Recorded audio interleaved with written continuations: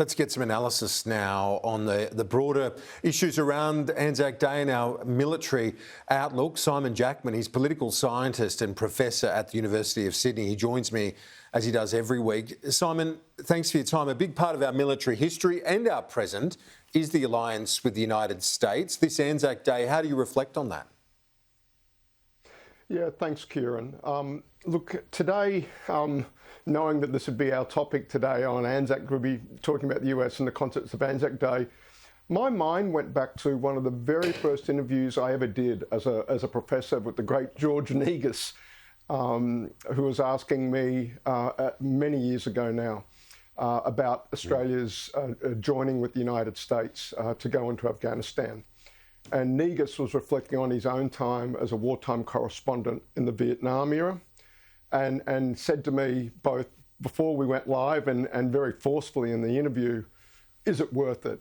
Is it worth putting the lives of these young Australian men, for the most part, on the line, as we've done as a nation for nigh on a century at the time we did that interview?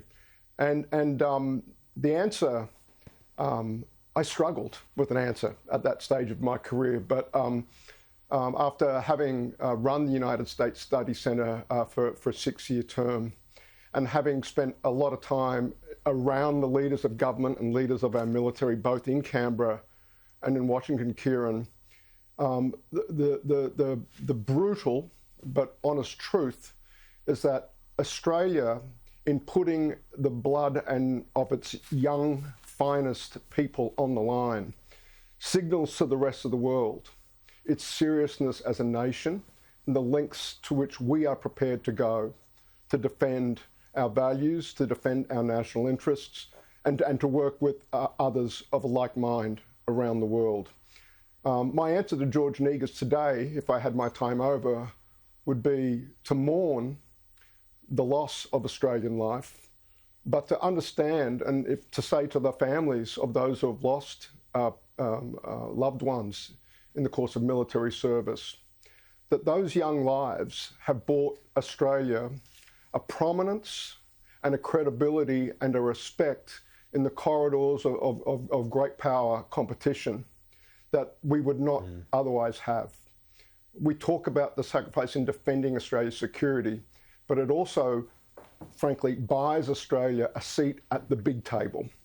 And that's the enduring legacy I think of when I turn my mind to what does Anzac have to do with the alliance. The Americans look at our Anzac traditions with great reverence because they have their own.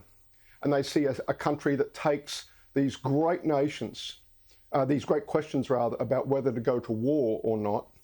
They see a country taking that extremely seriously, number one, and a country that has deeply embedded in its values an understanding of how solemn a sacrifice that is and how seriously we take the decision to commit our young finest, some of our younger, most fine people, to put them in harm's way.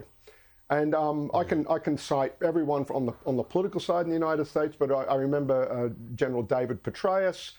It's certainly something that the American military leaders, they look at the way our military takes Anzac so seriously as a ceremony today, and it gels. It strikes a chord at the very highest levels of both the political system, political establishment in the United States, and the military establishment.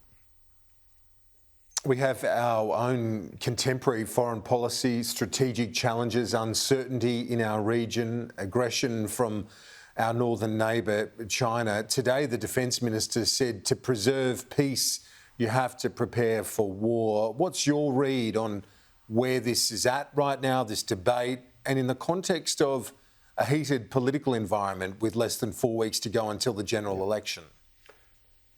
Yeah, I think you've hit the nail on the head there, Kieran. We sort of have to parse everything through the lens of a campaign at the moment. But there is truth in what Minister Dutton says, in the sense that that's always true. That's always true. And moreover, I think the thing I'm focused on right now, and was my time running the US Study Centre, Kieran, was how the alliance is being asked to deal with a far broader set of security challenges, or you might even say security adjacent challenges than it had in the past. And this is prompting, I think, it's a whole new era, not just for the ADF, who are our principal focus today on Anzac Day, but I think one of the things the Alliance is doing, and it's part of what the Alliance is helping the Australian security establishment and strategic affairs community do, and that is to engage in this much broader sense of thinking about what it means to be secure, what it means to be prosperous, how those two things are deeply intertwined, and how one protects your democratic values in a way that, in a world rather, where the threats are coming at in non-conventional ways. Right? The Anzac legend is about young men dying on a battlefield, was spurred by, has its origins in, young men dying on a battlefield with brutal kinetic conflict. We hope and pray that we will never see conflict of that sort, but both Australia and the United States, along with other allies and partners, are trying to make sure that not only do we not see that again, but Kieran, this broader set of threats that come through fibre optic cable, through your trade relationships, that defy, I think, traditional notions of what warfare and interstate conflict look like. And to me, that is the principal task of the Alliance right now, to help Australia prepare for that future where war doesn't quite resemble the way it did, thank heavens, when the Anzac legend was born. Simon Jackman, appreciate your time and analysis as always. We'll see you soon. Thanks, Kieran.